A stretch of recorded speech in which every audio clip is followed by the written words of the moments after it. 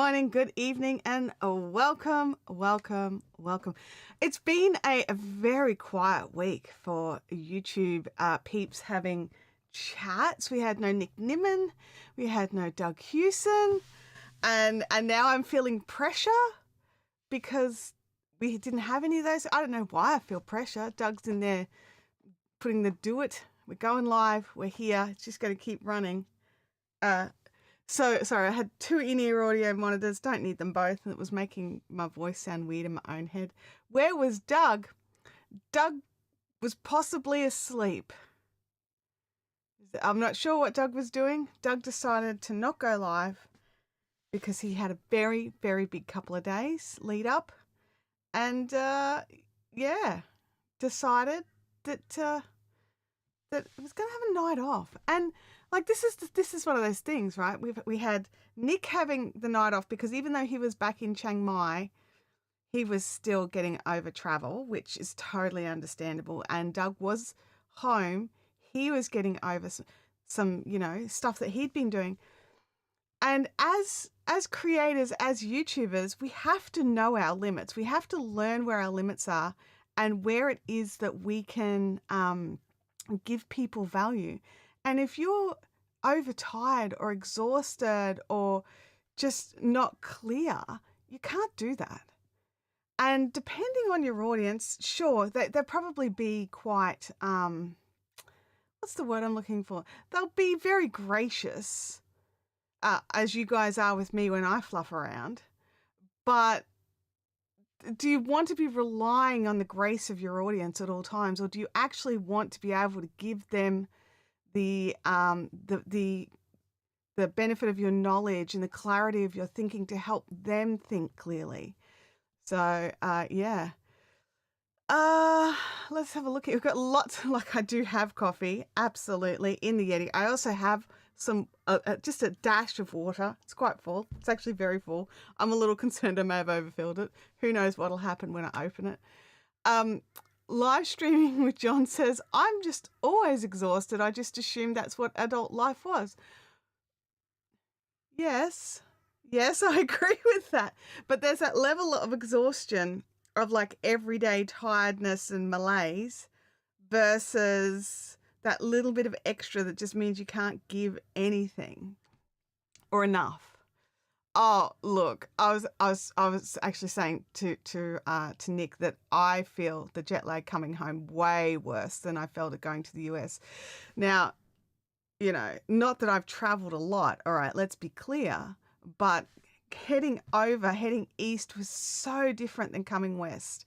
Just the whole process. And was it because I just spent the most intense and amazing week and just was running on fumes the entire time and then hit the ground when I came back home to Australia and it was the jet lag plus, or possibly, I don't know.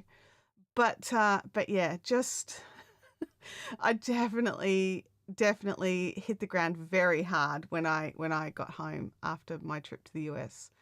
Doug feels that, yeah.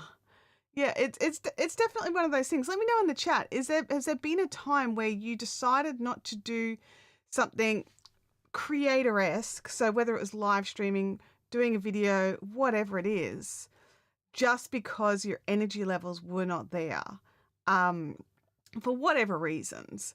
Let me know in the chat. Or are you one of these people that are like, this is the work and you've got to push through it no matter what? Because I'm that to a degree. If I've committed, especially if someone's paying me to do something, I will push extra hard, and I may actually suffer for it later. I may get through it, and then I might even be down even longer. And that's a bad habit of mine, is not understanding my limits and also not keeping my boundaries and going, yeah, I can do that. Sure, I can do that. No problems. And then you're sort of getting through it thinking, oh, should I have agreed to this? Should I have said yes? Because this is very hard right now. This is very, very difficult. For me, my limit was not this weekend just gone, but the weekend before.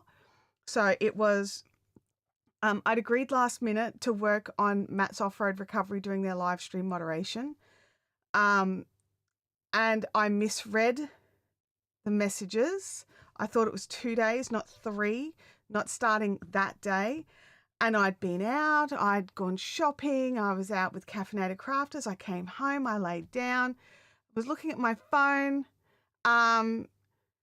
It's one of those things where I was like looking at my phone and I'm like, wait a second, has that changed? And going through everything and realizing that instead of 24 hours away or 26 hours away, something was 2 hours away.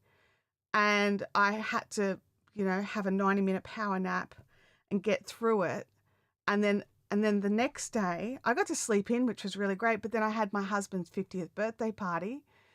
And then, then try and do some of the bits and bobs I normally do, like Doug's and like Nick's.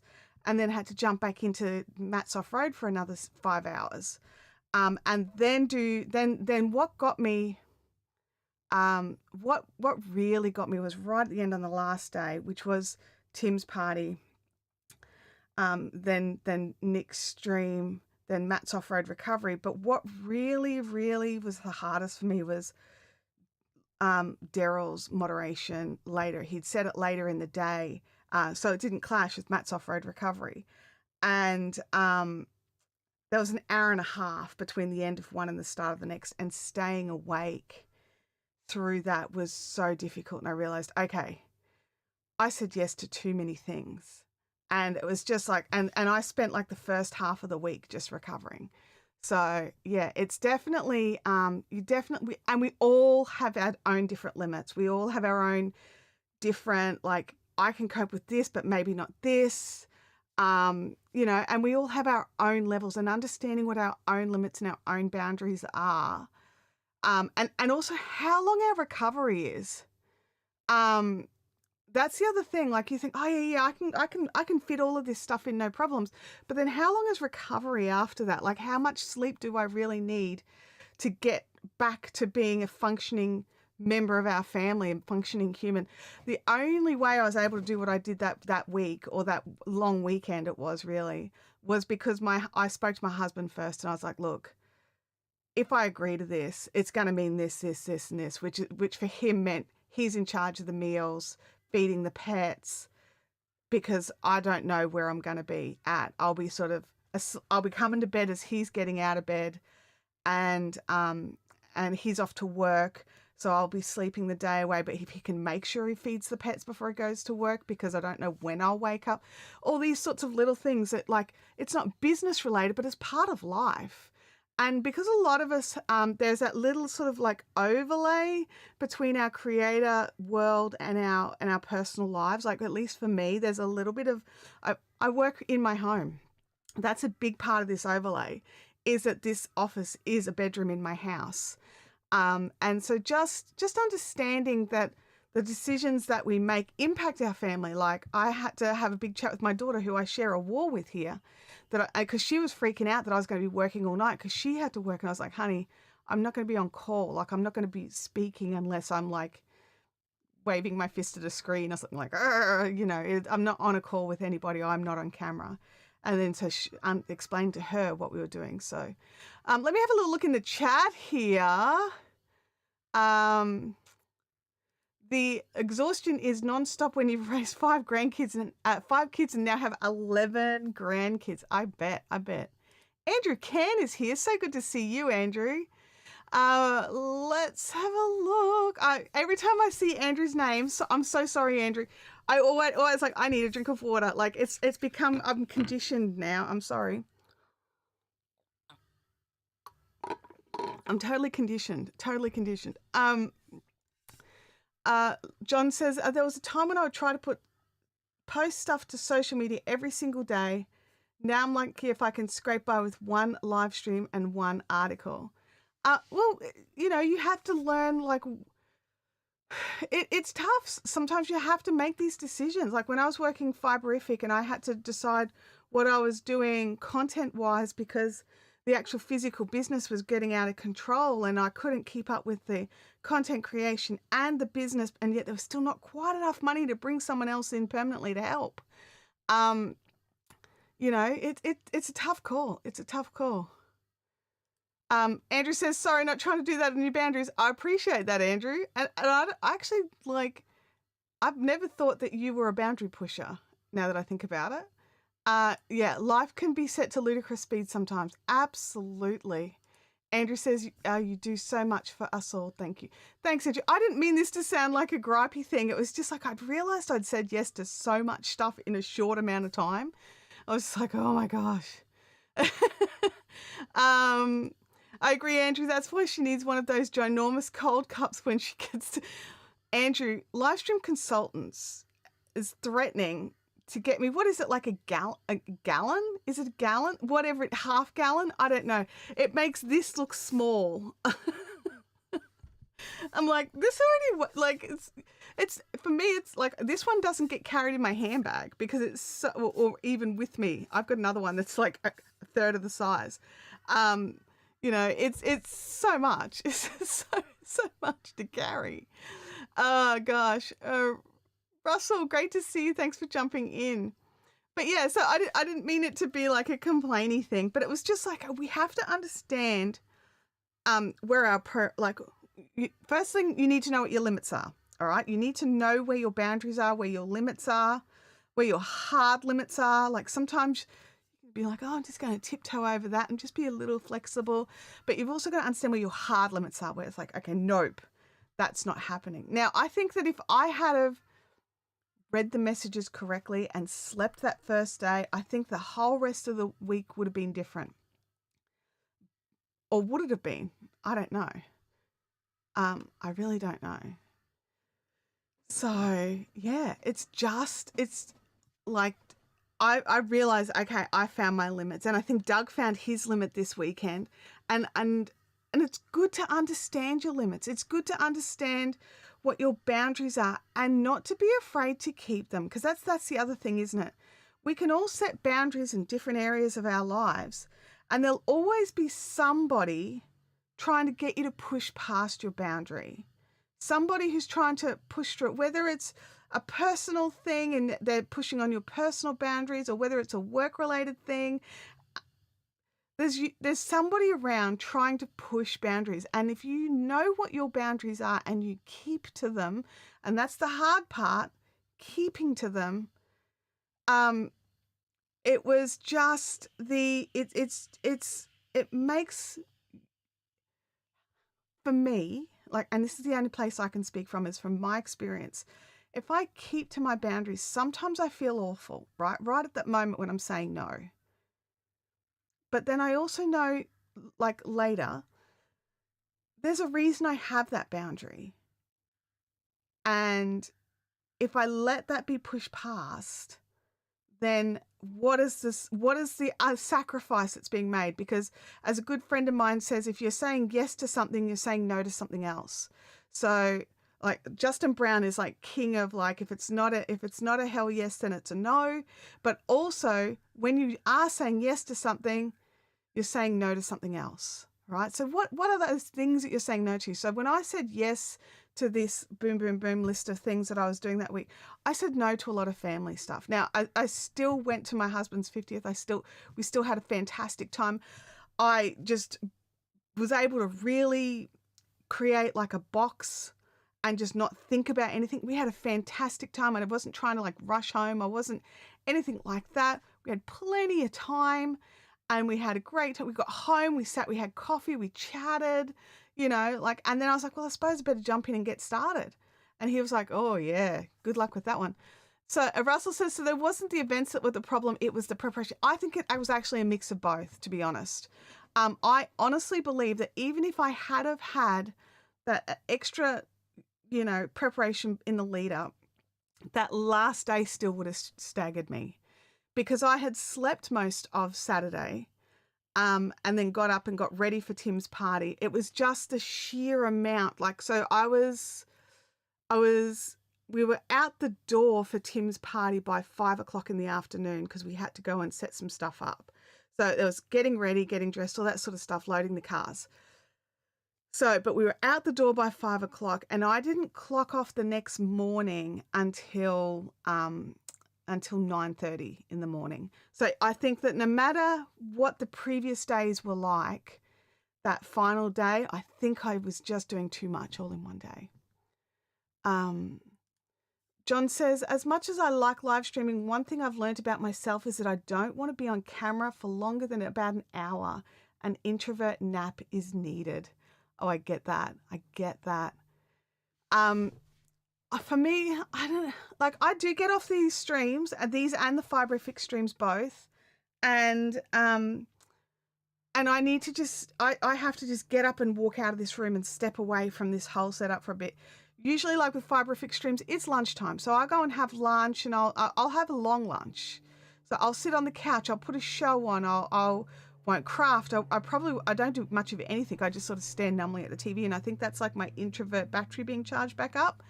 And so I have that. Now this stream here finishes a bit earlier, so it's not usually lunchtime, but I do step away and go off and just do so. I'll take, like, Louis here, Louis Cam. Hi, Lulu. I'll take Louis outside. Oh gosh, I said the word. His little ears, did they prick up then? I didn't see anything. He's having a good old snooze. We'll play with the BALL. And you know, because he can spell, but if you change the tone, he doesn't understand it. And we'll go off and we'll do something like that. We'll play in the grass, whatever. Like yesterday afternoon, spend some time, you know, edging the lawns, and then my husband mowed. I whippersnipped, he mowed. You know, just all those sorts of things. So it's just one of these things. A man's got to know his limitations. Absolutely. And sometimes you won't know what your limits are until you hit them. And then you go, yep, no, not doing that again. That was, no, found my limit. And understanding that you found your limit, I think, is actually an important thing. Back to the retro review. Great to see you. An hour is usually about my limit too. That is like, and an hour is a solid amount of time.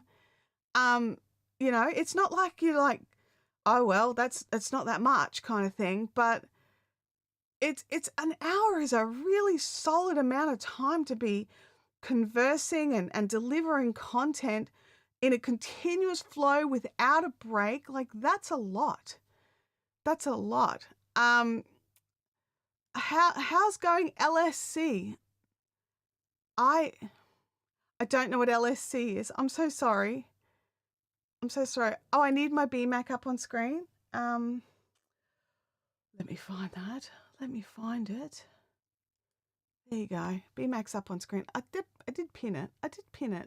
Oh, yes, that's right. Yes. You learn all sorts of new things here. How to sneak the spell.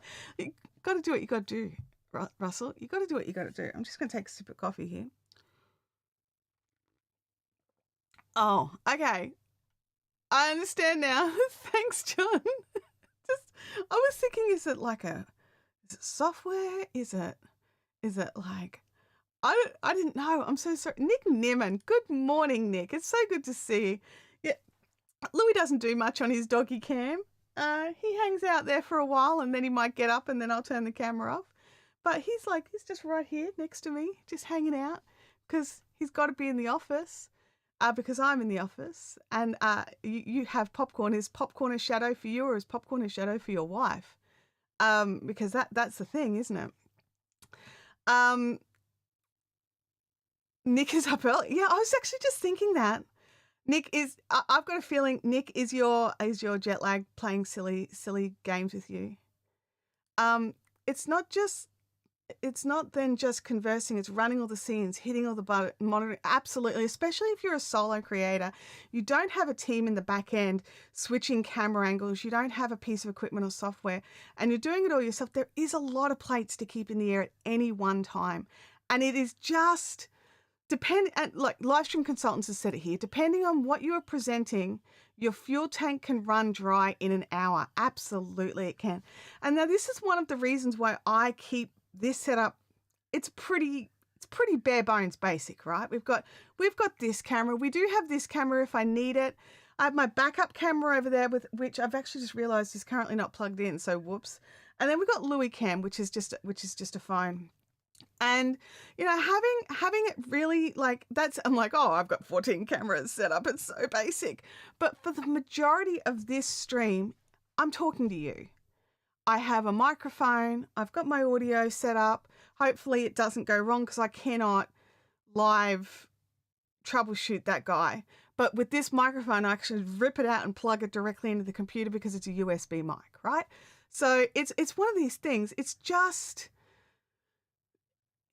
sorting out what it is you can deal with. What are your limits? What can you control and have a good conversation? What can you do all at the same time? And how long can you do it for? Because an hour is a solid amount of time, which is why we tend to get to our hour mark here sometimes earlier, let's be honest, and then we just, turn into a conversation about whatever, right? We just have a chat. And that in part is because I relax, right? I'm like, okay, not so like sitting up straight, delivering content, making sure I'm ticking off each of my points that I want to talk about, all of this sort of stuff. I'm just like responding to you guys. I'm like leaning for, you know what I mean? Like it's a lot more relaxed once we get past that certain point. And not everybody is comfortable with doing that on camera. And that is okay. Whatever it is that you decide is you're okay, that you're good with. Right? These limits, as long as they all are within YouTube's limits, obviously, but you need to protect your own limits within YouTube. Don't let your audience dictate to you that you have to push past your boundaries every single week. Now, if you want to do something a bit special, that's a whole nother story. But if you're looking at doing a stream every week and you know your limit is an hour, you know that after that hour, you are feeling it is too much, you need to limit yourself to the hour or thereabouts. 4 a.m. Oh my gosh. That's awful. Let's have a look in here. Livestream John says, my former co-host does a lot of social streams and he'll just work on stuff and say hi to people in the chat, but actually teaching, presenting makes other demands on you. Absolutely. Over on Fiberific, I have my weekly live stream. It's a 2-hour live stream. It's not 3 hours. It's a 2-hour live stream every week, right? And I have that. But then also once a month, I have a members only call over in Discord on a Saturday morning. And then also once a month, I do what we call our productivity stream. And I'll be sitting here working on whatever I want. I have Creator Mix, like pumping. It's not background music. No, it is nearly equal to my voice. So when I do talk, my voice does just pitch above it. But it is what we're here for. We're all just getting stuff done, whether it's laundry, whether it's an assignment, whatever it is that you're doing. And everybody in the chat is just encouraging people or answering each other's questions. And it's nearly like, as somebody put it in my stream one time, it's like body doubling. So she said she gets more washing folded when our live chat is even live versus a replay, because she knows we're all there cheering her on, getting it done. And a lot of other people were like, yeah, absolutely. And I was a bit surprised because that wasn't the intention, but I'll take it, You need a big self-destruct big red button on the chat command. Oh my gosh. Yes. After I hit all my talking points, it always devolves into food talk. Yeah, I can relate to that. Fiberific live streams towards that 11:30 to 12 o'clock mark. We devolve, usually because I'm hungry and I'm like, it's nearly lunchtime. I don't know what I'm having for lunch. What are you going to have for lunch or dinner or whatever it is that you're doing? So it does. Definitely. Livestream Consultant says, for that stream, you need auto ducking so you can easily be heard when you do talk. Yeah, I probably could set that up, but I just haven't. So yeah, I do just, and I don't talk a lot during those streams, like not compared to this, obviously, but I still do talk a little. Michael Sahovsky, so great to see you. Thank you for the virtual hugs. Doug says, boom. I can just, when some people particular, or some, I'll just try and speak with English properly sentences. When some people say particular things, you can hear them say it. You can hear it, like, and I can hear Doug saying boom. Live stream consultant says it was street tacos for lunch here. Dinner is a mystery meal tonight. Oh, there you go. There you go. I don't want to delve into food talk just yet. I've had like breakfast and I'm coffeeing. I'm not quite ready to discuss lunch. My husband is that person who's like, hey, have you got plans for dinner? And I'll be looking at him and I'm like sitting there eating my breakfast. I'm like, no idea yet. Like, why do I need to decide this before I've finished the meal there's another meal in between this? Anyway, it's one of those things. I am not a meal planner person. I'm like, oh, what do I feel like? What do I feel like making right now? So yeah. Oh, we divulged into food. Oh, it's like hard turn, back to the chat. So we're covering our personal limits, or our professional limits, I should say, but when it comes to live streaming, content creation, our businesses, and then drawing that line in the sand to protect ourselves and protect our mental health from allowing ourselves to be pushed too far past our limits. And understanding is the biggest thing, right? If you don't know what your limits are, you can't blame somebody else for pushing you past them, right? If you don't protect, like, nobody cares about your boundaries except for you. Well, some friends do, right? Some friends do. Some friends will be like, I don't want to be, like Andrew said, I don't want to be the person pushing you past your boundary, right? And that is so true. And having friends like that around you is so awesome, because it also reminds you to keep an eye on your boundaries, because it's so easy to just say, yes, yeah, I can do that. Yeah, no problems. Yep, I can do that. No problems, I can do that. But so what I've done now for myself is, especially considering I do a lot of client work, is I have timesheets set up for each client, and I work out, okay, so each client gets X amount of hours per week, and then I make sure that they get their hours, right? For a start, because I want to be paid. Like, let's be honest, we don't do all of this for love. Like, we're in our industries because we like our industries. I love what I'm doing, but I still need to pay my internet bills and my mortgage, like, it's awful. Like you do just want to be that creator just because you're creative and you just want to get the creativeness out into the world and share everything. But you still need to pay your bills. Absolutely. I'm just reading Russell's comment here because it's so true. Just be careful you don't set limits as a defense against growth that takes you out of your comfort zone. Yeah. No, there's definitely, look, I've been known to say no to things because they scared me, right? And then I regretted it instantly. I regret it. And now every now and again I can go back and go, oh my gosh, I'm so sorry. Can I change my mind? And some people are like, yeah, no problems. Like, let's do this thing. Or others will be like, well, no, we've moved past it now. And so you miss out on opportunities. And for a long time, and I think Russell knows this about me. I'm not 100%. It feels like he knows this about me based on this comment. For a long time, I said no to everything. My automatic response was no. And how some people's automatic response is, yeah, I can do this. My automatic response was, no, I don't think I can do that. And I have heard myself every now and again, I'll still say no to things. Oh no, I don't think that's my thing. Or, oh no, I think there's somebody else who's better than me at that thing. And my automatic response for a very long time was no. And I missed a lot of opportunities. I watched a lot of things happen around me that I could have been a part of, but I'd said no. And to try and understand that I needed to say yes to some things. And then I was saying yes to too many things, and then trying to pull it back into balance, right? And that's where Justin's thing comes in, when you say yes to something and to no to something else. And understanding that understanding what sits where, and it is a balancing act, and it's not easy. And it's also not set in stone, because what could have been a hard no now, for whatever reasons, life situations, knowledge changes, and they may turn into a yes.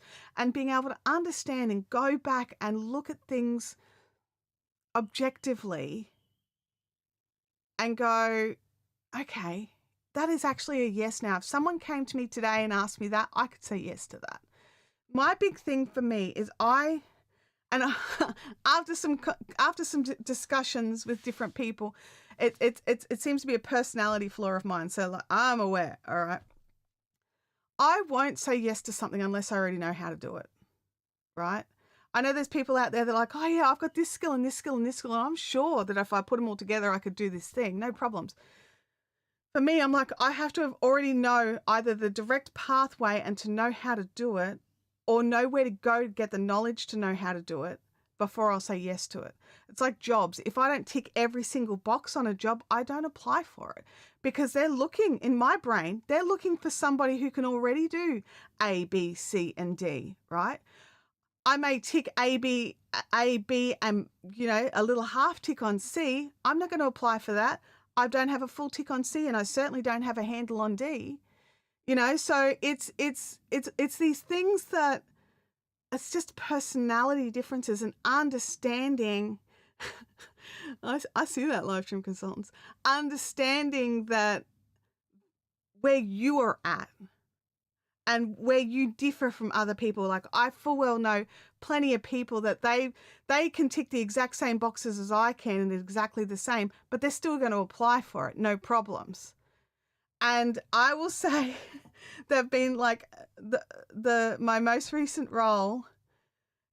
I was really honest. And I'm like, I think I could do this, but I might need some guidance, because I think I've got the knowledge to get it together, but I may need some, I might need to know exactly which path you want me to walk on, because it's a little grey for me. It's a little grey. I'm going to jump back into the chat here. Livestream consultant says, I never get pushed past my boundaries. I usually trip over it and fall past it, roll down a hill and land on my feet going, what happened? Yeah, I can feel this. I understand that this really has something. Livestream consultant says, trying not to get blown away and dusted in this. Oh, okay, that's a chat. Russell's asking a great question. How do you tell when a major opportunity is knocking at your door? You will fear it. Yeah, and this has been my learning lesson over the last couple of, I want to say last couple of years, but probably more the last 12 months specifically, is when I fear something, why am I fearing it? Am I fearing, like, is it like a personal safety issue? Then that's probably a relevant fear and maybe back away. But if it's like, am I just fearing an unknown outcome, or fearing what will happen next, and you have no idea what will happen next, so you're fearing the unknown? It's so important to look into why we're having these issues, looking into why we are fearing something or are not fearing something. So yeah, I don't know. Like, it's I don't have the answers. I don't have any hard and fast, do this and don't. No, I don't. I have none of that. None of that. You, personality flaws? Oh, let's move right past here. So you are hang on. Bring it on screen. You're bedeviled by some imposter syndrome. Oh, by quite a large portion. Quite a large portion, probably more than my fair share, if we're being really honest. Fear is a tool used by ego to keep you safe and in your comfort zone. Yeah, and I think, like, every person's going to have different things that causes them fear, and I think there is some fears that need to be listened to because they are keeping you safe. So if it's a personal physical safety or something like that, those are fears that I believe should be listened to. Maybe not being controlled by them, but understand them, right? So there's a lot of different things that cause people to react, and it's all good and well to say, you have to fight your way through every piece of fear, but the reality is you don't need to. If you can't swim and you're afraid of the ocean, prob's best bet not to walk into the water without someone with you or without floaty devices, right? So that is a true fear keeping you safe. And that is an important one. But if you are afraid of public speaking and you need to go on a stage, then you have to look at, okay, what will happen if I don't do this? What will happen if I do this? And what is real and what is my brain making up? Like, what are the things that will like if I go on stage, right? Like, I can chat with us, no problems. I go on stage, I can't hold papers. Like, do I have a piece of paper to demonstrate? I can feel the most confident about what I'm doing. I can have knowledge and be very, very confident in what it is that I'm going to be speaking about. And my hands will shake so much that paper rustling will be picked up by microphones, right? So I know, no paper. Preferably something to hold on to. Please be a lectern or something so I could just stand there and grip it tight. And then, you know, and just try the next thing. Okay, what's next? And I've done all that, you know, the try and vision everybody naked. That just, that doesn't work for me. And I'm just like, nope, I'm out. And, you know, there's all these different tools. And the one that worked best for me, and there's a million, is rather than trying to, I learned not to even try and focus on my friends' faces because my voice would change and I would nearly cry, which is awful. I have to focus past where I can see. I have to, like, because, you know, there's lighting on stages and things, and there's usually a point where you can't see clearly any further because the lights are hitting you and you can see light and you can see the shadows of people, but that's it. I need to look at that line and move it around so people feel like you are looking and talking to them and connecting with them. But that's the middle ground I've had to find. And so I really struggle in some of those sort of smaller situations where there's not lighting to help me. So, yeah, Russell says, I hate snakes. Yeah, not a fan either, Russell. I'll be honest. Snakes, spiders, deathy things. I don't like things that cause death. Like, you know, yeah, cheese boards. I avoid cheese boards like the plague. I'm allergic to penicillin and have very, very, very bad allergy to penicillin. And if somebody has used the cheese knife on the brie and then used it on the cheddar, then I can't even have the cheddar because the cheddar is now smeared with death. So, you know. Russell says, what if you fear success? What if you fear success? Most do. I don't know. And I don't know if I'm a person who does fear success. I'm definitely not the person who wants to be, I've looked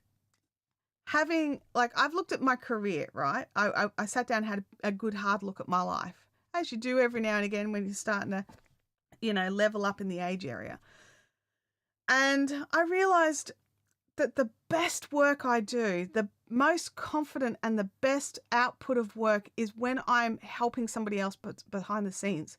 I was doing lighting and sound for theatre. I can sing and I can do a little bit of acting, no problems, but get me on a stage and none of it works. But I can be in the background and I can be organising lighting and audio and, you know, stage managing, getting people on stage when they need to be there and you know, and humming along to the music while it's running so people that are behind the scenes know that their stuff's coming. You know what I mean? Like, there's things that I was good at. And so I'm working to my strengths. And that's what we all need to be doing, is working to our strengths, building new strengths and working to those. So don't just work to your strengths and stop and go, well, this is it. This is what I've got. But work to those strengths. And as you get comfortable there, branch out more. What next strength can I do? Now, for me, I don't want to be the person, you know, like she says as she's sitting here on her second YouTube channel. I don't like being this person. I don't like being the person on camera. I like being the person behind the scenes. I like to be the person helping out, building a website out, helping out with other things. That's my place that I love to be. I remembered listening to a really great chat that Gary Vaynerchuk did, and he was saying that he's not a great CEO, but he's a great 2IC. And so there's actually somebody else above him within the company to run the majority of the company stuff. And understanding where you are at and what you are better at versus great at, because just because you know how to do something and you can suddenly do it, solidly do it, doesn't mean you should actually be the one doing it. Somebody else could do that better, and that could free your time up for something else. But anyway, I digress a little bit. Let's have a look here. I only have one fierce snake. It's a Mojave green. I don't know what that is. We have lots of deathy snakes here. I don't know what they all look like, so I just avoid all snakes. I'm like, we call them nope ropes, and we nope right away from the nope ropes. We grab the dog and we run away as well. The only ones I'm okay with are green tree snakes. I still don't like them, but at least I can tell and look at them and go, you are not a deathy snake. All right, that's about it. Let me look here. James Wedmore hit a hard stop at $1 million a year because he feared any further growth would rob him of his lifestyle and tether him to a desk. Yeah, I can see that. I can see how that, understanding the next level and I think that comes a point where, especially for James, especially in that income earning limit, he could afford to bring someone in to cover some more of that admin stuff. Somebody else's job is to be tethered to the desk, whether he can go off and keep doing the things that he loves to do. And I think it's so important for us individuals to evaluate what parts, and not just work, but home, everything, right? What parts of life are we enjoying? What are the things that we look forward to doing, that we are good at doing or want to learn how to do, right? And then also have a list of the jobs that we absolutely hate doing. Still need to get done, but you just hate them. And I've heard the same sort of task, or like this task be set for people in businesses, people in YouTube. You go through and you work out these two lists, the things you love, the things you hate. Work out what tasks that you're doing every single day, which ones you love and hate, which ones you put off and put off and put off until you do them. And then you realize, oh, that was a 2-minute job that I should have done a month ago. It's just one of these things where sometimes if you have set your life up in such a way, you can find somebody who actually loves to do some of those things that you hate to do. And like for us in our household, for me, I hate the dishes. Hate doing the dishes. Absolutely. It's the dishes and the bathrooms are my least favorite jobs, right? Now, the bathrooms is because with all my lung issues and stuff like that, I find it very difficult to use some of the stinkier chemicals. And I've got this thing in my brain that toilets must be bleached, right? Like, I don't know if it's true or not, but that's where my brain's at. So, whereas my husband, not as confident with cooking, and he would rather and by doing the dishes, we've got a dishwasher, right? He would rather load the dishwasher than do the cooking. So he does the dishes, I do the cooking. I do the edging, he does the mowing, because he's not a big fan of the whippersnipper, and I don't care either way, and sometimes my body's broken and he kind of has to do both anyway. Sorry, honey. But yeah, just understanding, and you don't have to I'm in an industry where everyone's just like, oh yeah, pay someone to do your editing, pay someone to do this, and you can't afford to do that. You can't afford to pay someone, right? Even at Filipino, onlinejobs.ph, whatever it is, even at such low rates, still can't afford to do that. But you might have someone you can trade off with. There might be someone in your life who is also a creator that you could trade off with and barter with. So don't forget that stuff as well. This applies directly to content creating, editing and such. Absolutely, it can do. James knew that, but he did not resolve the fear. Yeah, it's fear is such a complex thing, right? There's so many different reasons for it. Sometimes it is just simply fear of success, but sometimes there's actual true trauma behind it, and you don't want to go poking at that until you've got some solid information to help you. So, I say all this with a pinch of salt. A whippersnipper I would have to go purchase a square of sod just to use one. Yeah, if you're in the desert, it's probably a good chance you don't need a whippersnipper or a cable. What do you guys call line trimmers? It whips and it snips. It's a whippersnipper. So, has any of this helped today? Or have I just unfurled more questions and more doubts for yourselves? Let me know in the chat. Russell said it took coaching, after which he both kept his lifestyle and rocketed to 10 million a year. That's awesome. And isn't that so important, Russell? Is we don't have to have all the answers. Somebody else has already been through what you've been through. You can go and talk to them. And sometimes that's a person who has paid coaching. Pay for the coaching. If you want the answers and you want them quickly, sometimes you need to pay for the answers. I have to confess, I do get a little bit tired of these Reddit boards, and I know I just shouldn't go to Reddit. I know it, where they just have the big whingers about creators who charge for coaching and creators who charge for membership groups and blah, blah, blah, blah, blah. They tick me off because you're not forced into it, right? There's no one that says, well, you've got to join one of these coaching groups. Absolutely, you have to. But obviously, depending on whose coaching group you join, it can fast track you to success on YouTube better. It can open doors and windows, into opportunities you wouldn't have seen before. It's like, you talk to those people that like filmmaking school versus teaching yourself. Part of the advantages of filmmaking school is not filmmaking school. It's the cohort of students that you went through with. It is that person who can help you with audio because you're going to go and help him edit his thing and at no cost to both of you, and you both get your movies made. Do you know what I mean? It's these things like if you want to go through, Russell and I are both cohorts together in PVA, right? We probably would never have met. We would never have chatted, felt as comfortable as we do with each other if we were not both together part of PVA, right?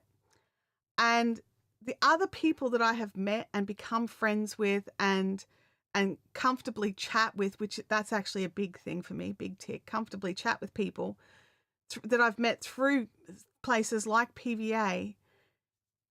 Without some of those people, it would be a lot harder of a journey, right? For me. And it's not to say you have to run out and join PVA or run out and join wherever. But my point being that if you do make the decision to go into some form of coaching with one of these amazing creators who are doing it, and there's so many, my brain just totally froze. Roberto Blake's got coaching. PVA opens up a couple of times a year for new intakes. You've got, does Brian G. Johnson still have his group? I think he still has his paid group, which I've heard. I haven't been in it, but I've heard amazing things about it. There's all of these levels and tiers, and then you've got like your next tier groups that cost thousands of dollars to join, and you've got your channel jump starts and all this sort of stuff. So these are the less expensive coachings, and then you've got your channel jump starts, and then you've got more and more and more. If the second you start working with other people who have the same goal as you get less negative talk, right? And that's the advantage of these groups, is usually the kinds of people that have also made the decision to financially commit to something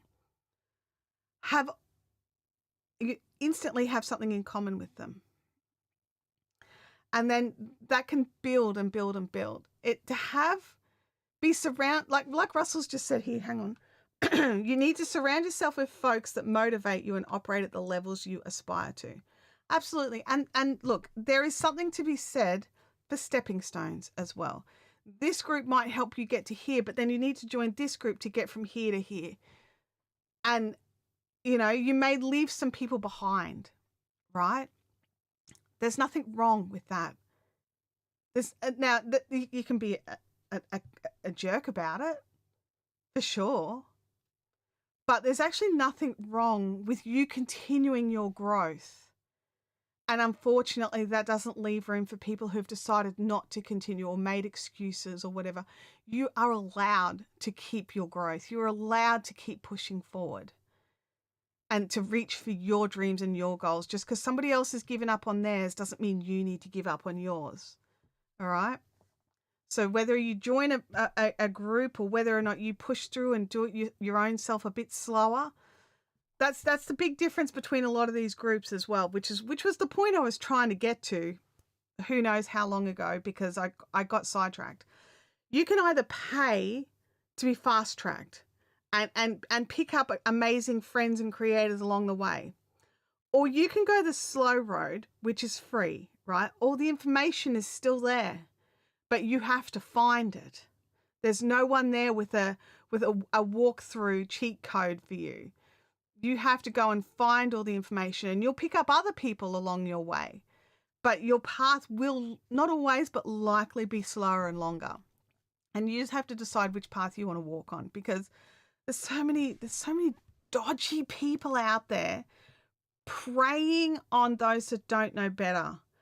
I got another email offering to, oh, your channel looks so good, and I just think it needs to be seen by more people, and we've got this list here, and it's just like $1 amount subscribers, $1 amount views, and you're just like, and you come back at these people and you go, what you are offering is actually against YouTube's terms of service.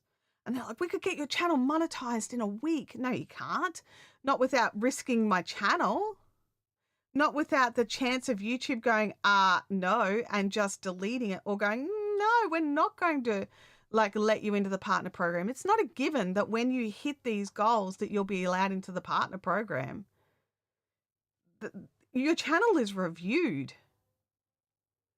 You have to have been they can look at it and go, okay, this person has 100,000 subscribers, but the majority of their videos have 50 views.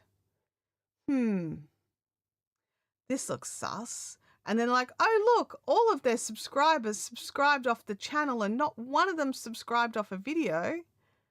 YouTube aren't dumb, right? They know where a lot of these subscriber farms and view farms are. And all it is, it's just craziness. It's just so crazy. Livestream Consultant says, I've only seen one channel hit monetization in 3 videos legitimately. Look, I can tell you, I worked on a channel where one live stream got us our goals. And we got the 1,000 subscribers and the watch hours in one live stream. By the end of the weekend, where we had 2 live streams, we were well and truly part it. YouTube takes a couple of days, but we were in. And it was the first live stream that did it. Now, admittedly, this was a very fun event for the yarn crafting community, and they'd been locked inside with COVID for a long time. It had there was a lot of talk about it before it came out. It was part of a broader project. It was a unicorn, right? And I don't expect anybody else to do that. But it can be done. But you can look at that live stream and you can go, okay, we had this many views. So basically we had over 600 viewers watching with an average view duration of 3 hours. It was a 6-hour live stream. So we had 600 concurrent viewers, but we also had more coming in going. So when I think the most I saw, I think when we looked at the stats, we got up to nearly 1,000 concurrents. But when I was looking at it while I was running it, I think the most I saw was 600. But it was the watch time, right? And all of these people were just subscribing. Like, yes, we want to know when each of the next things is starting. Subscribe, subscribe, subscribe. So we got our 1,000, we got our watch time, and it was just ridiculous. It was just, I've never seen anything like it before. The funny part was, they didn't just hit monetization, they hit a silver play button. That is gold. That's so funny. Thank you, Michael. I think I'm there. I think I'm ready.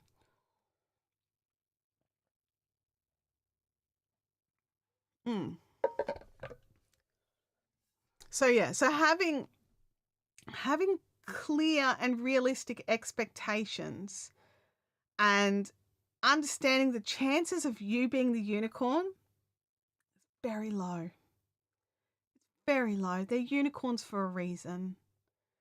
And, you know, most of us have to push through and do the hard slog. Speaking of hard slog, let's have a look at where we're up to here for this channel. We're creeping closer, ever closer. There's our watch time.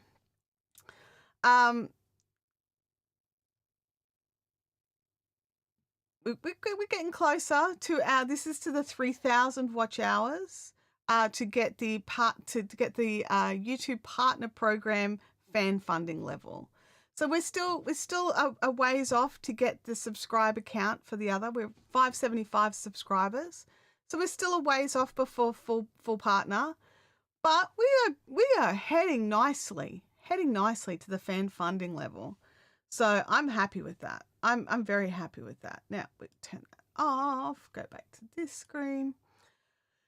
John says realistic expectations equals none of my dreams will come true. See, I've got lots of different dreams, right? And whether this is healthy or not, I have no idea, right? But I've got dreams where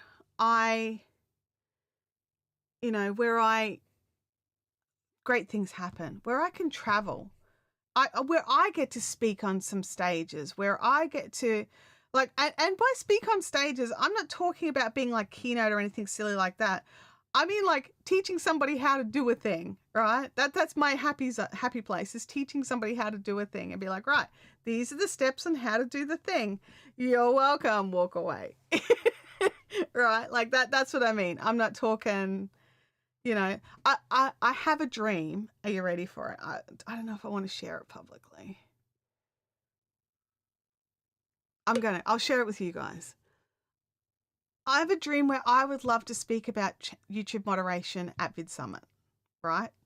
Now, not enough people care about YouTube moderation for it to ever be worthy of a discussion at one of these events.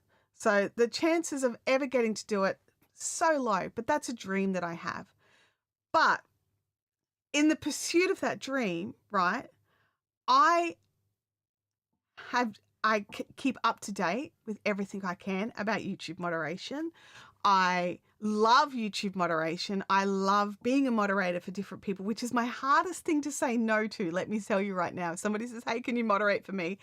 And you're just like, oh, especially if they're like, oh, we'll pay you, right? Like, because I've got like a certain number of this is my hard line. I've got a certain number of hours a week that I'll do of moderation for friends, where I will hang out in their chats and do stuff with them. And then there is the side of it where you get, it's work, where you get paid to do it. And I'm more likely to say yes to paid work than I am to not paid work. Like, I am a mercenary. Well, I'm a freelancer. Sorry, freelancer, not a mercenary. And so I find it harder to say no to paid work. It'll depend on time zones and things like that, but I will find it harder to say no to paid work. But I have to make these like limits of like, okay, I can only do so much. I've got this many hours in a week. I need this many for sleep. I need this many for my paid work. I need this much for meal cooking and family things and going out and doing family stuff, right? Like this, I still have this many hours in a week. How many hours are in a week? I'm sure one of you know it. I don't know it. But so while I think my dream is a pipe dream, because in all honesty, I believe there's other people who could give the talk better than I could, right? Even if the talk did happen, I don't think it would be me who would get to give it. I would want to be in the room to see it, though, let me tell you. I think that having the pipe dream is a good thing. It helps to keep me motivated. And I don't know. I can't look at all of my dreams as they're never going to happen, because I've got dreams of moving to the Sunshine Coast, right? It's where I grew up. It's my happy place, and that's where I go for holidays and things like that. It's an hour and a half away. It's not beyond the realms, right? But that is my dream, is to move there permanently and not have to, and to breathe sea air, which makes my lungs work better, and all these sorts of things. So I have these little dreams and these little wish list things that are very difficult. And they feel impossible, but I'm not giving up on them. Let's have a look here. Oh, yeah, I did. I shared it. Yeah, Mod Summit. I think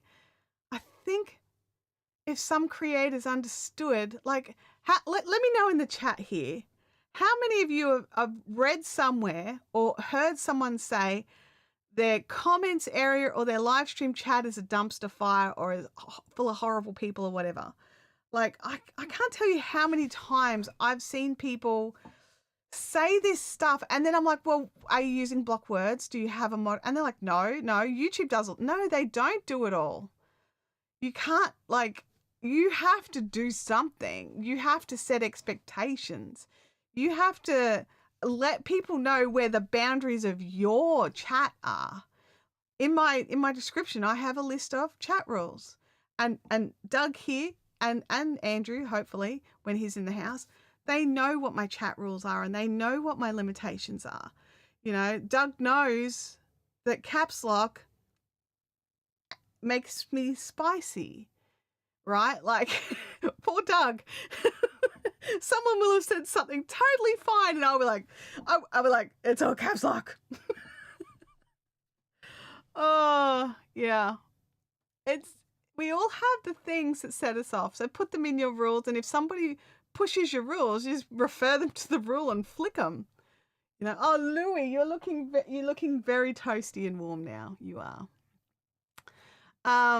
Livestream consultant says it's not real often, but occasionally, at least for the channels I watch. Yeah, I tend to see it more, like most of the channels that I watch do tend to keep an eye on their communities. I struggle a little bit with people that don't moderate their communities, and they're like, free speech. I'm like, bleh. I'm like, that's not how free speech works, even in America. Oh gosh. Russell here, who I love Russell's inputs, especially when it comes to dreams and things like that. If you align your intentions with your dreams, the universe will provide you with the opportunities. But if you shrink in fear, when those present themselves, the universe stops providing. Russell, why do you have to hit me right in the heart so many times in one stream? Seriously. Because how true is that? Like, how fast did I say my dream and then back it up with, well, even if they do it, somebody else will get to do it because they're better than me? How fast did I backpedal? Oh. Gosh. Yeah.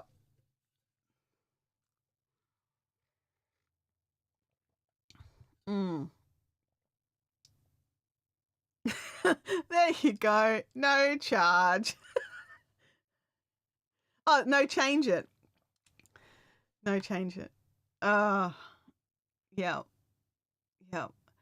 I don't know what I'd do if something like that happened. Now change it. Sorry. Yes, now change it.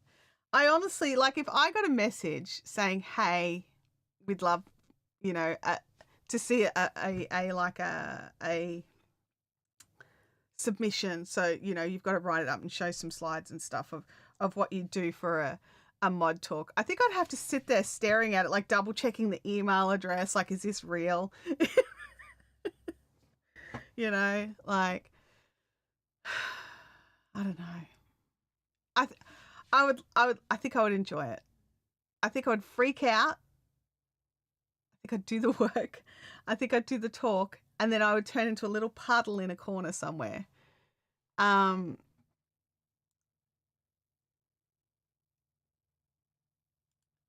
says you probably need to make a lot of content around that first, so you're on their radar. Yeah. There is that. There is that as well. My guess is you have more than enough connections to make that come true. You're the one holding you back. Oh, could someone block Russ? No, don't. Oh, yes. I probably I probably do have enough connections to make some of that sort of, maybe not so much for a Vid Summit stage, but maybe for somewhere else. I could possibly make that happen. But yeah, Livestream Consultant says, Doug and I will be there with mops and buckets. just to scoop up the puddle. We'll just hang on a second. We'll get her out of here in a minute. Oh gosh. But yeah, it's definitely one of those things where I actually think it's good and healthy to have a dream that's a little harder to attain. You don't want everything in life just to be easy. And just you do need something to reach for, or you become complacent. You become stuck. So yes, I have been asked about why I haven't started a course before. Yeah.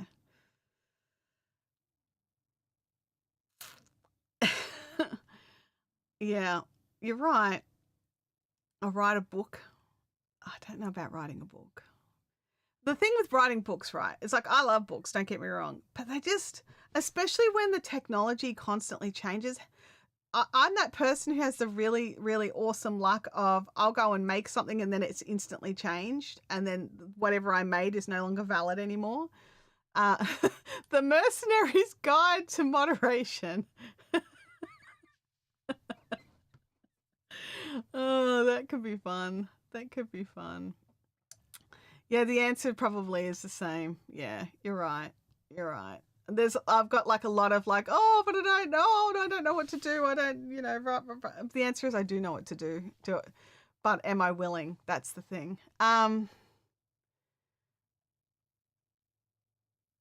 I was a little scared to use that M word in case it was on the block words list. Well, it just wouldn't appear if it was. Nothing had happened to you. The post just wouldn't appear. Just dictate it and let someone transcribe it into a format for you. Yeah. I mean, I actually, funnily enough, I know somebody who ghost writes for other creators.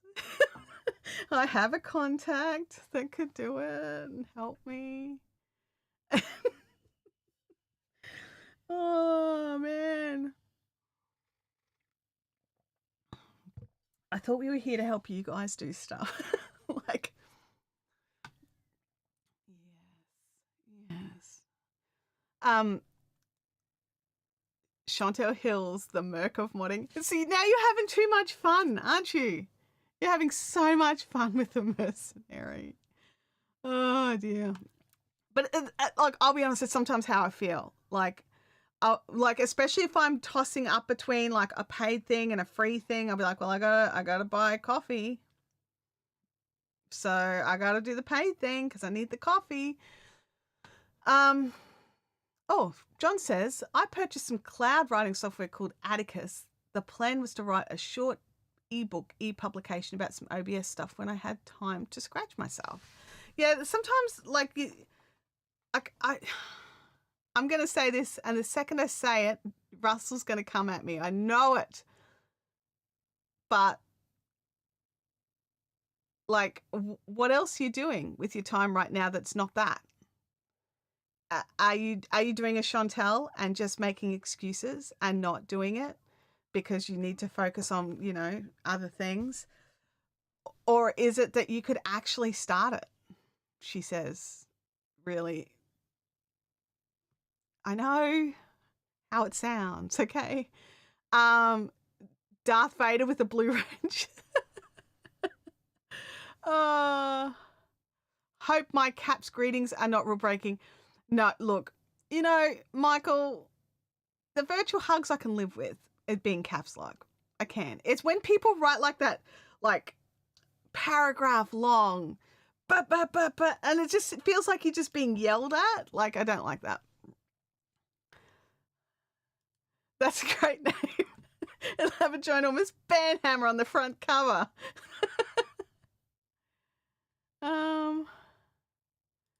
Yes. The answer is yes, they do read. People do read. Like, do you think that Darrell Eves would be putting out a second version of his book if people didn't read? If the YouTube Secrets now has a second edition if people didn't read? Like, people read. Like, that's not the issue. Like, people read. They really do. So don't let that be what stops you. And your people will read. So there'll be people out there who are like, yeah, I don't read books. They won't be your people, but there'll be a ton of people that'll be like, oh, thank God, finally a book on how to use OBS for this purpose.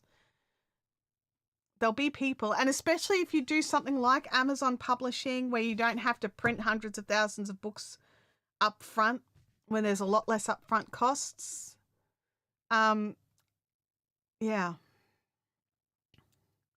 Russell says, we have these conversations in BBD all the time. You're not alone. Thank you, Russell. Doug's just clarifying, no one here has broken any chat rules by his book. Awesome. And I could probably tick this box. People read. They just don't always act on it. I can probably be one of the, yes, I've read that book, but did I do what the book said?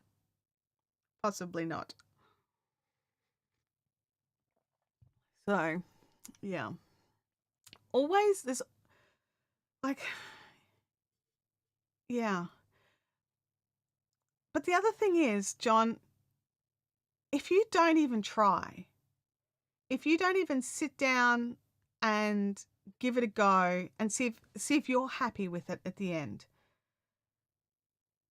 how are you going to feel about that? Like, if you never even tried.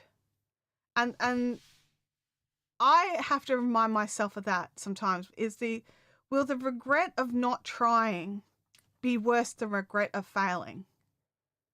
Like, because so some people are like, oh, you can't regret failure, blah, blah, blah, blah, because at least you tried. No, I regret failure. I will go through and dissect every single thing I did wrong that made it fail, right? But what is the bigger regret? They're not even giving it a go and knowing if it could have been a success or a failure. Like, you need to make your dichotomous tree. You need to make your dichotomous tree where each step has its outcomes and what's the final outcome. Like, you need to go through and do it. You need to work out what's worse. For me, not even trying. That's worse. That's worse. That's what makes me send a DM to somebody that I think would never talk to me in 100 years. Like, who am I even for sending that person a message? And then end up having a great conversation with that person. Like, would I have regretted never even trying and missing out on the conversation? Or like being ghosted? Because ghosting does happen. I get ghosted all the time. It sounds like you found your purpose. You just need to get past Dabbler. I think Justin would agree. I think Justin is... I can't put words in Justin's mouth, but to say that he would love to see me give it a try, I think would be a safe thing to say. Yeah, because that's the thing, right? Is the level of failure the same? The level of not even trying and failing, but trying and failing. I don't think that they balance out. I think trying and failing still sits above never trying. So, yeah.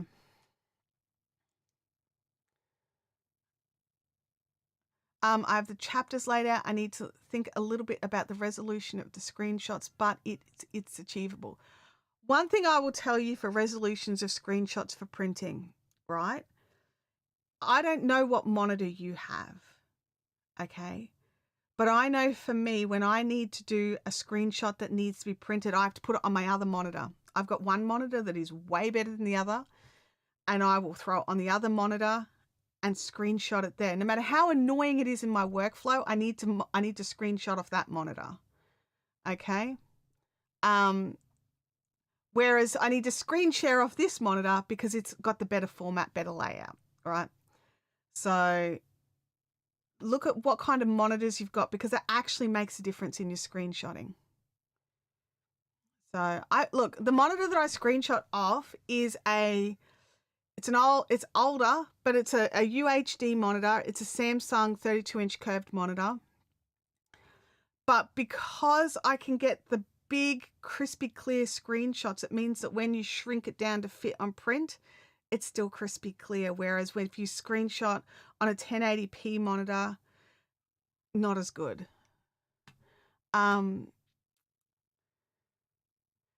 I should probably take a week off from work and write it, maybe over Easter. At least look at it. Go through it. Absolutely, I would. If you can do that, I would try. Oh, Livestream Consultant says, I've never done rappelling off a rock face, so I tried it one time. I now know I do not like it, but I could do it in a pinch. There is a bit of that.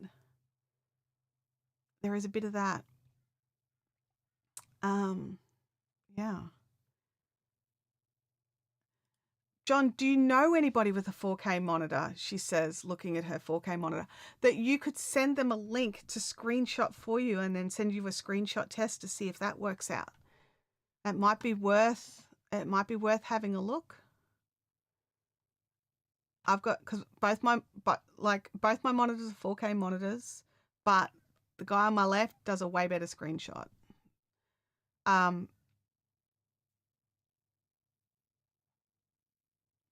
My recollection for printing my book through a publisher was they require very high resolutions for graphics and photos. They do. But sometimes, especially when you're doing something a little bit of, how do I describe it? When you are doing something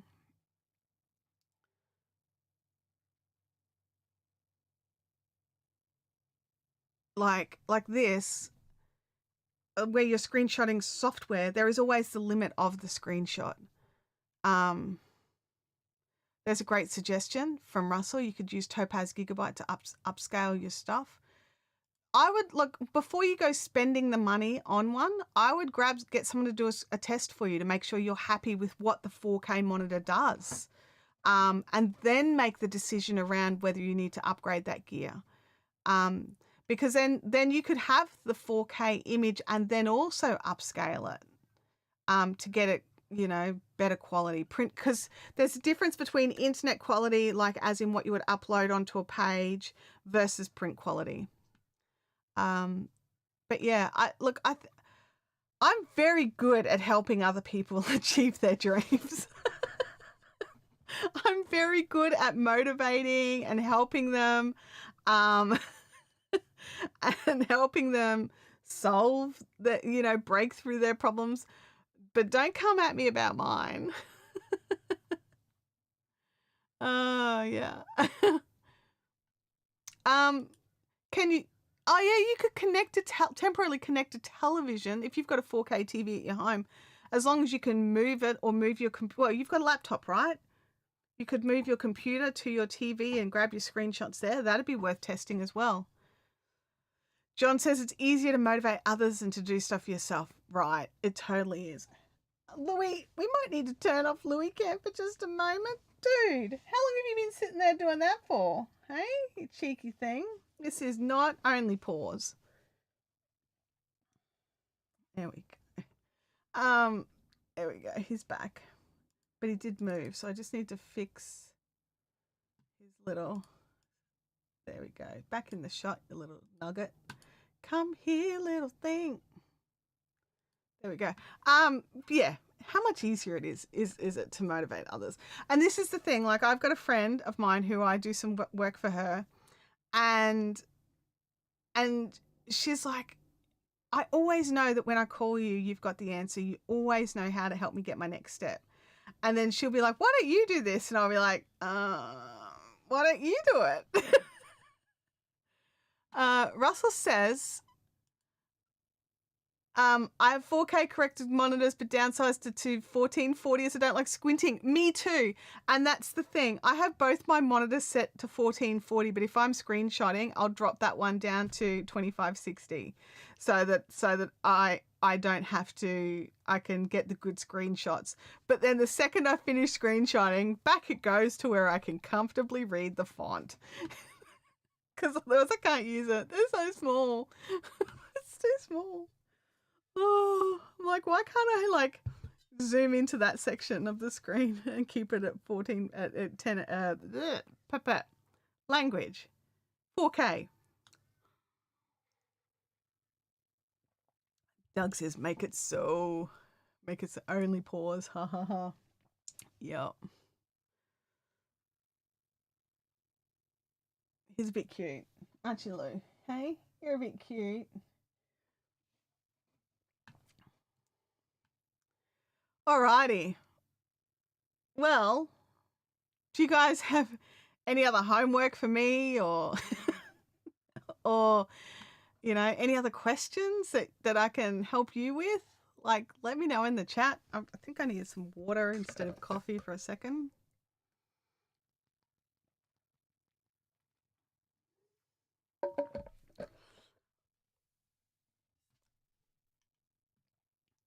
Okay.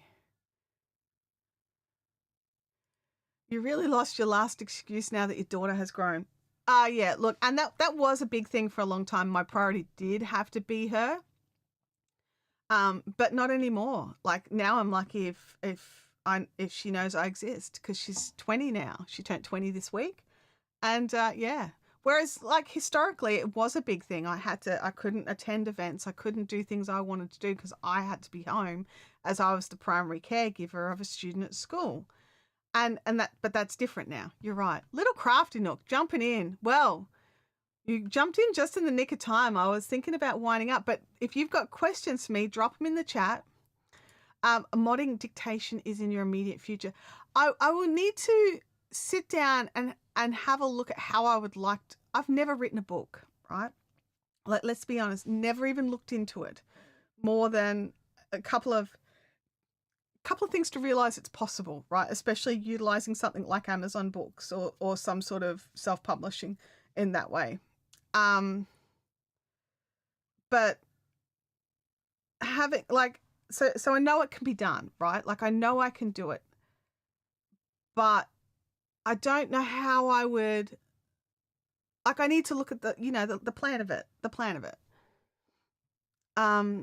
Start with some PDF guides and go from there. Yeah, like there's definitely like a pathway, and I just need to look into it a little bit more.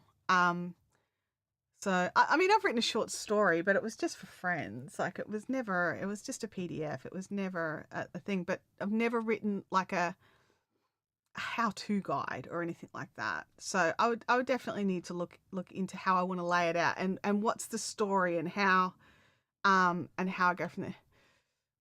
So you're talking about, no, I'm not talking about a course. The course is a lot.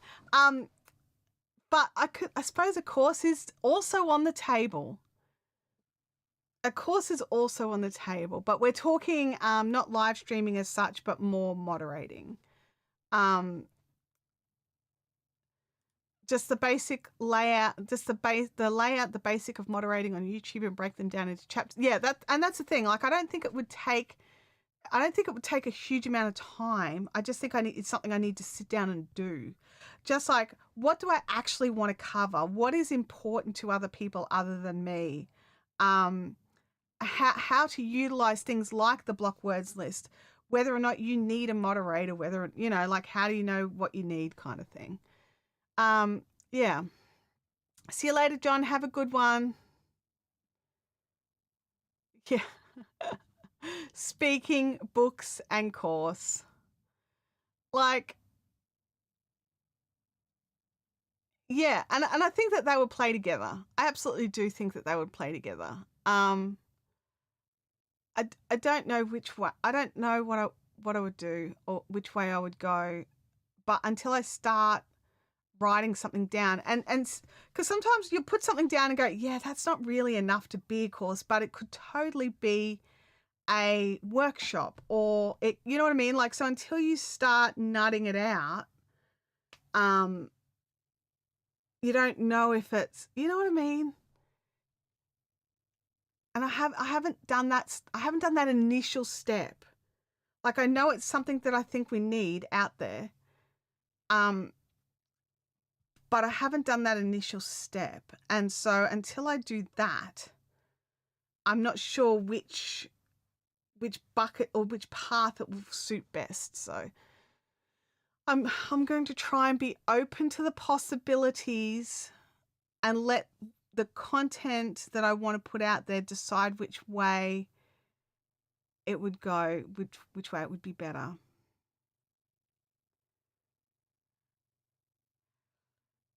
I think that that's a surprisingly huge ask. There is the sheer number of people that apply to do those rooms. Like, if you could only see it, for me to float to the top of that list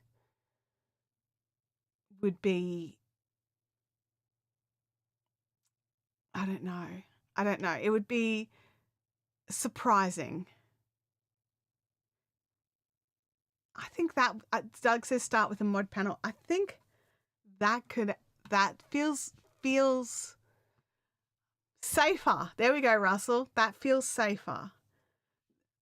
But yeah, but for you, a paid workshop sounds perfect. Yeah, I think that a lot of this stuff could be, I think it would work better as a hands-on workshop. Yeah, we'd have to see.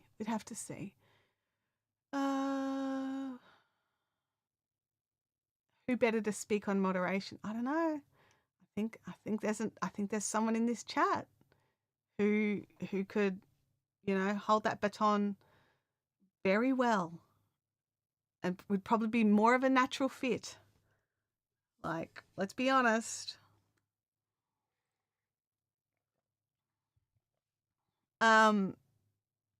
But yeah, I'm trying very hard not to just rule things out. Like, don't rule that out. Like, don't rule it out. Like, don't put a big red line through it. Like, no. But yeah, I think some of these things are great ideas, but I need to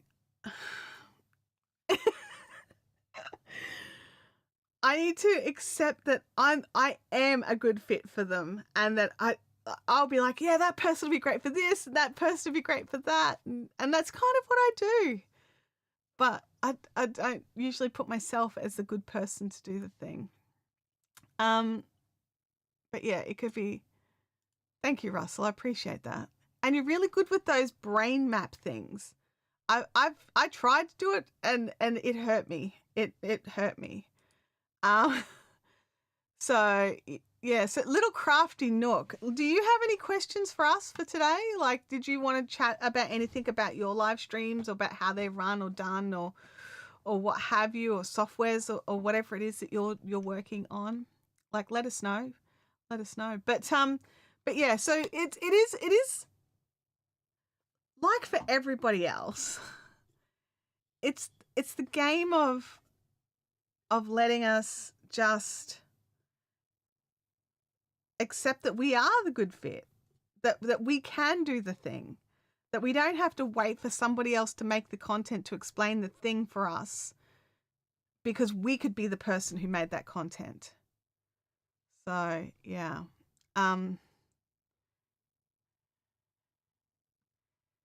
My brain maps look like Los Angeles traffic during a Friday night rush hour.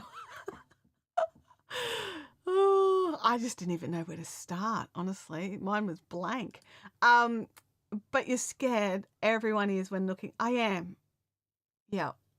I can honestly say that the thought of it is terrifying, but also exciting at the same time. Does that make sense at all?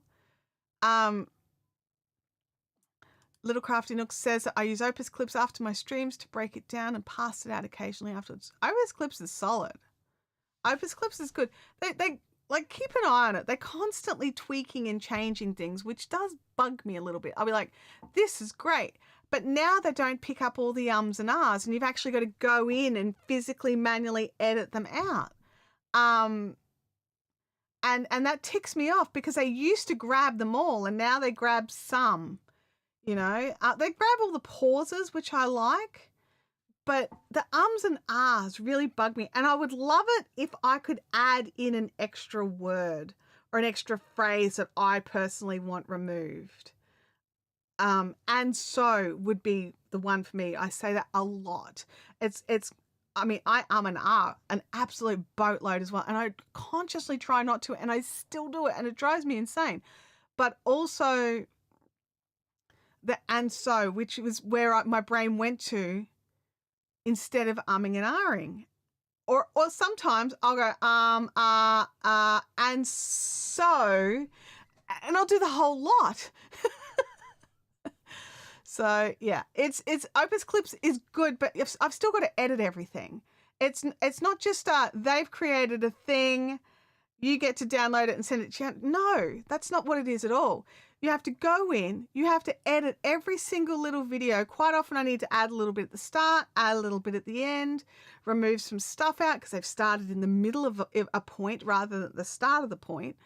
And then edit ums and ahs and phrases that I say too much that I want cut out because they actually detract from the message. And the point of shorts is to be short and sharp and concise. Yeah. Let's have a look here in the chat. Oh yeah. Yep. I've used it. And I'm sure other people here have used it as well. Remember what Russell said, if it scares you, it's probably the right course of action. Yeah. Yeah. Yeah. Getting past the fear is the hardest step. The rest is just climbing the mountain 1 meter at a time. It's definitely, because I agree with that. I agree with that. And once I get past the idea of something and I can just get onto the workflow of it, I'm much better. But sometimes getting past the idea of it is nearly debilitating. It's nearly like, no, this is too big. And I have to remind myself, how do you eat an elephant? It's one bite at a time. And then just be like, okay, so if I want to put together a submission for a talk somewhere, how do they get laid out? Go and find how they get laid out. So you can look at that and you can go, okay, well, I could write something like that for my thing and do a draft, look at it, do a draft and adjust accordingly. And also accept, and this is the other thing for me, that just because you have rejection, like just because somebody rejects your submission the first time, doesn't mean that you can't resubmit another time or change it up and resubmit for something else, especially if they give you feedback. They don't always. I submit a lot of workshops to craft shows, or at least I did. I don't do so much of that anymore. But I learned that like the thing that you suggested just may not be in the theme that they want. So go through and have a look at what the theme is and where they're heading with, and then suggest something that fits in like that. And then you'd be surprised. I remember one time I submitted 4 different workshops to an event, hoping one would get picked up, and all 4 got picked up. And I was just like, so yeah, it was a shock. It was a shock. Crafty Nook says, I'll say, all right, or okay, way too much. That's the thing. Like, Right is another one. Yeah, yeah. Doug's saying that he prefers making the dedicated shorts currently, and I like how you're making them. One of the big issues I have with shorts is the background and things like that, and I'm enjoying your artistic approach that you're bringing to your shorts at the moment. Baby steps, yes. Russell says, I like James's approach. Dream it, map it, book it, do it. Yeah, see, mine is more dream it, explain why you can't have it, and then dream something else. But I have to not do that. And if I can get past the dream it stage or something and actually plan out a realistic thing, then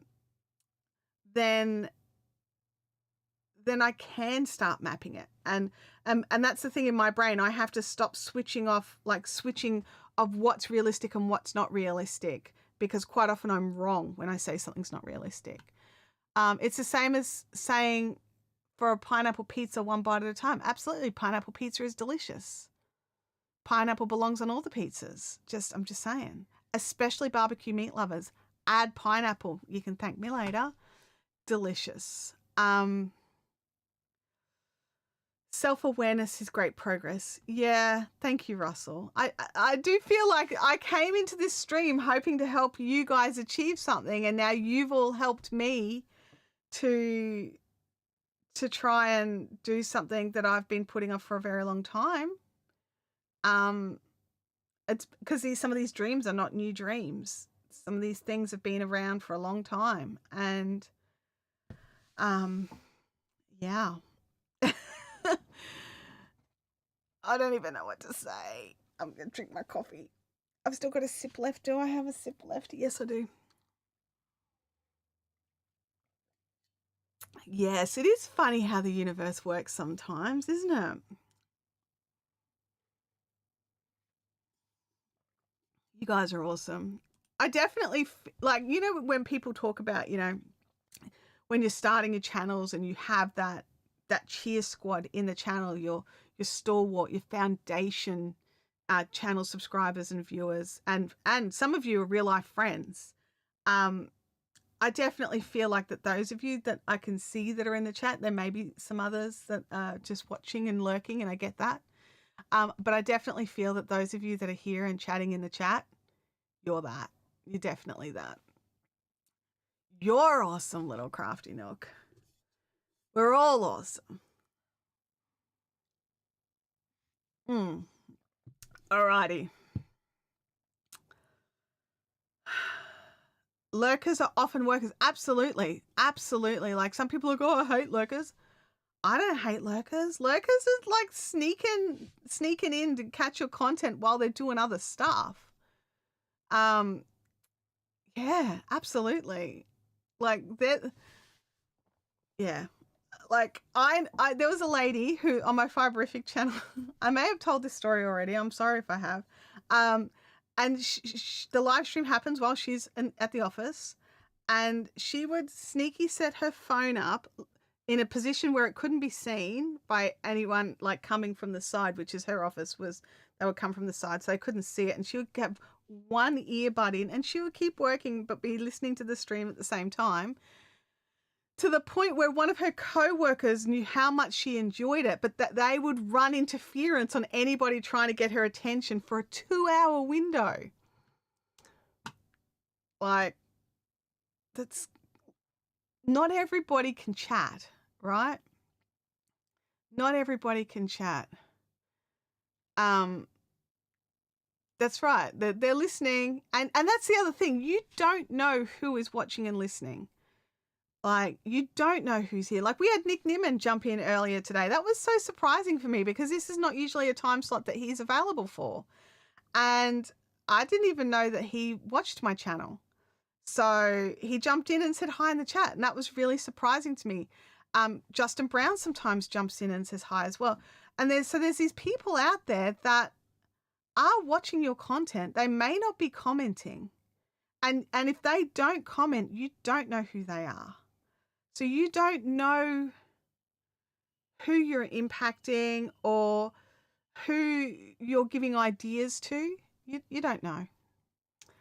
I can't take two scotches now. It's 10 o'clock in the morning. It's too early. I would just have to have a sleep for the rest of the day if I had two. Oh my goodness. But yes, I definitely need to contemplate. Definitely need to contemplate. Well, when I jumped into your live, I did say hi, so you knew I was there. Could be someone watching this that is looking for a confident person to do presentation on modding. Maybe. I don't know. Just the one then. Oh my gosh, you guys are terrible. You're a bad influence. Awful influence.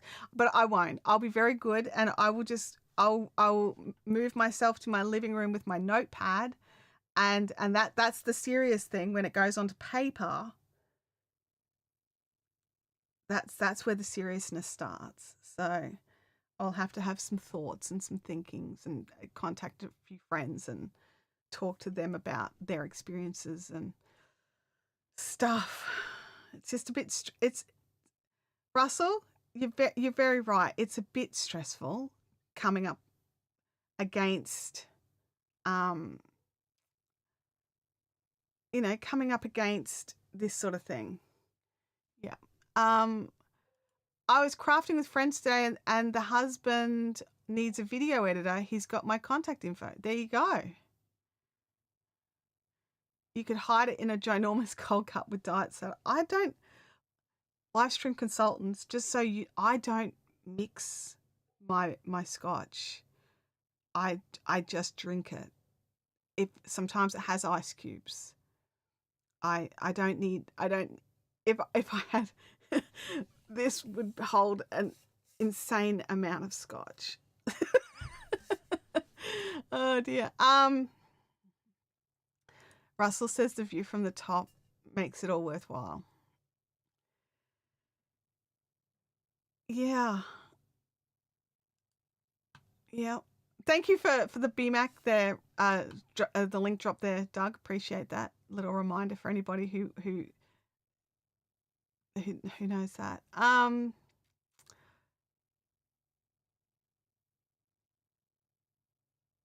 The secrets. What's secrets? But yes, I don't mix. I just drink my spirits straight. Except for I sometimes mix vodka, and I'm not averse to buying like cocktails and stuff. I do like an espresso martini, and I really like just a really nice, just a really nice dry martini. But there's no mixes in that either. That's just spirits and I like 3 olives. So yeah. Seekers, yeah, I'm not sure. Yeah, and this is the thing. I think anybody with a dream and then actually tries to action their dream, I think anybody goes through these issues. It's like the self-confidence, the self-worth. Would anybody even watch it or look at it? But I have to not look at that side of it, because I just need to start it, like start the process of it first, because I don't know if anybody would be interested in what it is that I want to put out, because I haven't put it together in any meaningful way, even in my brain. I have an idea, and I can't judge whether someone's interested in an idea until I give the idea at least some fleshing out, right? Yeah, I still don't understand. Yeah. But anyway, on this note of Chantelle's journey of self-reflection, if you've made it this far, thank you so much for coming along. And also Russell and Livestream Consultants and Doug and John when he was here, and just everybody for coming in and just being so supportive and encouraging. It's just Yeah. I don't even know how to describe how it feels. Livestream consultant says the moment you try to step out of the box of normality, that's when the chaos starts. But it's only chaos because it's just the unknown. That is very true. That is very true. Oh, goodness me. All right. Well, on that note, everybody, thank you so much. And I will catch you all here next week and in everyone else's streams in the meantime. Hope you have a great week. And please don't just take this as a let's get Chantelle doing a thing. Have a look at something that you've been meaning to do and see if we can cast our gaze onto that as well. And if we can all do our thing and we can do it together and encourage each other and lift each other up. I would love that. All right. I'll catch you later. Be good now. Bye.